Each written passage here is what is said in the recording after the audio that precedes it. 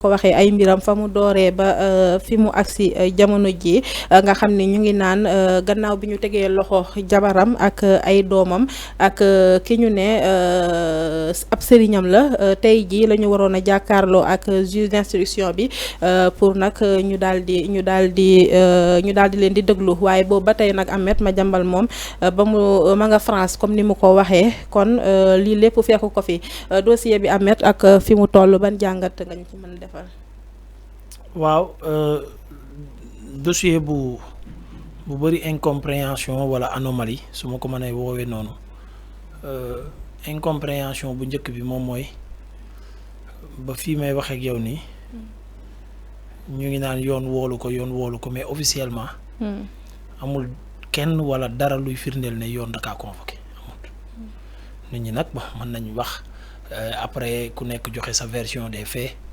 li xew moom mooy Madiambal Diagne jóg na këram jënd na billet d'avion dem pour voyager ñu ne ko doo voyager pour des raisons yuñ ko wax foofu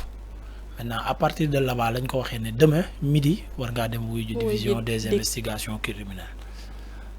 loolu ndax ci administration rawatina wàllu yoon loolu convocation la maanaam bu demul woon aéroport kon du xam ne dañ koo convoqué léegi est-ce que convocation ci administration day verbal non une convocation par rapport ak justice elle est écrite c'est une notification boo xam ne dañ la koy bind soit ñu jox ko indil ko sa chef de quartier soit ñu jox ko sa avocat wala ñu jox la ko main en main waaye taseeg nit aéroport naan ko convoqué nañ la kon bu subaa ku ñuy convoqué mën nañ laa romb ci mbedd mi rek ne la bu subaa kaay wuy si convoqué nañ la nga dem wuy ci. mais bu dee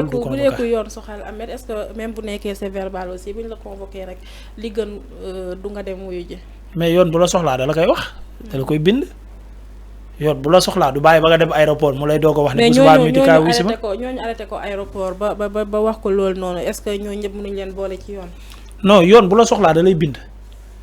aéroport ki fa nekkoon aéroport lay liggéeyee mënul convoqué Madiambal Diagne mënoo nekk aéroport di liggéeyee aéroport di wax Madiambal Diagne convoqué nañ la dikk yow doo dikk yow doo chef de division bu dikk doo commissaire bu dikk doo dara dikk donc du yow yaa koy convoqué donc l'administration elle est écrite loolu moom ñëpp xam nañ ko c'est les b.a.-ba de l'administration dañuy bind. bindoo ça veut dire que c'est pas officiel bu wuyu jiwul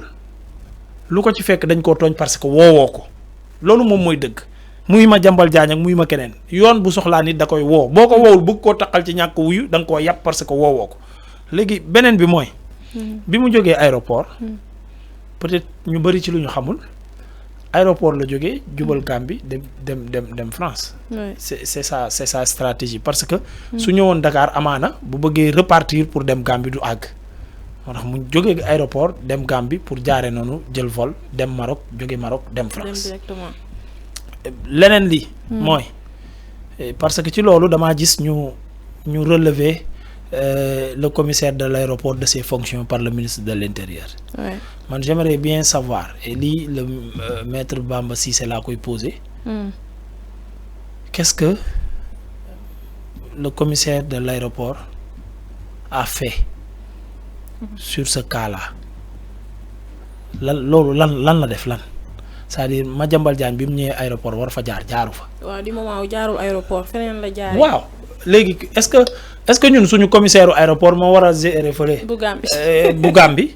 wala est-ce que moo waroon a taxaw frontière u Gambie Sénégal aussi pour tere ko mu jaar fa karang donc mënumaa comprendre lan moo tax ba léegi mënuñu ñoo expliquer lan moo tax motif bi tax ñu relever ko de ses fonctions par exemple bu dik je peux comprendre li tax ma mën a comprendre bu dik li ma la wax sànq ci convocation bi est-ce que démembrement yëpp waxoon nañ mu jot convocation est-ce que convocation bi yéexul dem wala mu tardé wala convoqué wuñu ko est-ce que du faute boobu la wala est-ce que defuñu assez de travail pour fexe mu bañ a génn territoire bi loolu lépp mën na leen ci sanctionner mais sanctionner commissaire u aéroport ci ko jaar ci beneen yoon bu dul aéroport bi je pense pas que loolu am na faute bu mu ci jouer maintenant leneen li nag mooy quand le commissaire par exemple su lay tere voyager sa passeport lay njëkk a téye ndugum la pour ñu def ay enquête wala mu jot ay instructions bu la koy remettre aussi day fekk am na suffisamment d'infos wala jot na instruction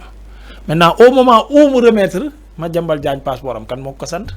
est-ce que loolu du faute bi du faute am moom ba tax ñu relever ko ci. non ñemew ko téye après di ko bàyyi mu dem te jotul instruction c'est impossible si hiérarchie foofu nu muy doxee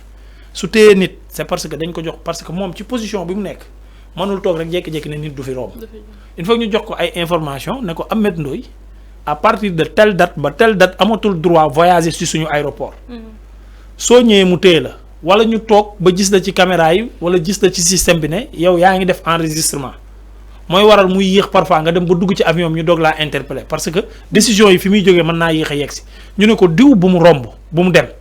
dem téyewaat mais bu lay téye da lay téyewaat xaaraat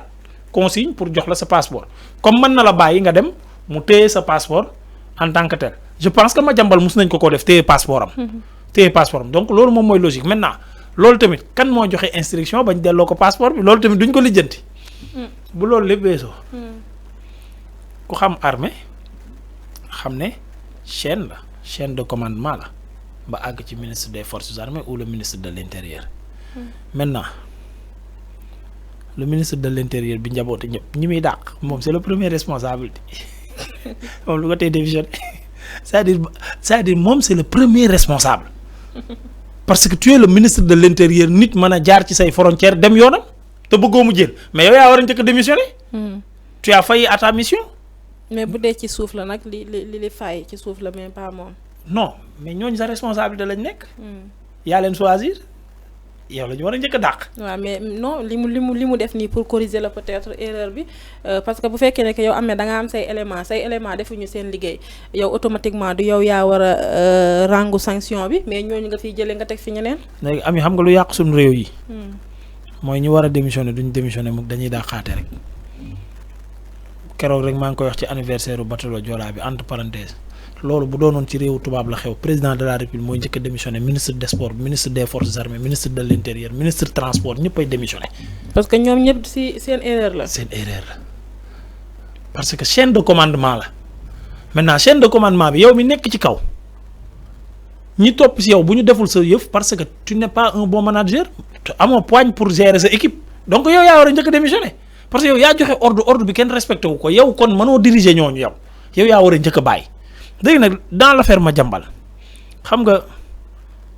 li ci xewati mooy li may tàmm di wax. et je pense que moom comprendre na ko noonu wax naa ko waxati ko avec Pastef ce n'est pas et ça ne sera jamais une affaire judiciaire c'est une bataille d'opinion et maintenant faut jamais prêter le flanc pour que ñoom ñuy am lu ñuy convaincre opinion bi. li leen intéressé du justice jàpp la suba récupérer xaalis bi non li leen intéressé mooy waa kër Macky Sall ay sàcc lañ la Sénégalais yi gëm loolu li ci des seen yoon nekku ci. kon warul woon génn réew mi. non pour man. warul woon génn réew mi maintenant li mu wax xel nangu na ko mais pour man. par exemple je te donne un exemple man am na fenn foo xamante ne nii dama doon gérer seen communication digitale. jour bi Pastef gagné jour boobu laa démissionné parce que ñii gëwuma leen duñ nekk sama patron maintenant pour man képp koo xamante ne nii dafa am loo doon gérer ba ñii gagné nga waroon dem dajale say documents say reçus say lépp teg te xam ne à tout moment buñ la woowee ñu dem gis nga Tange li may d'accord ak moom bariwul mais j'ai beaucoup aimé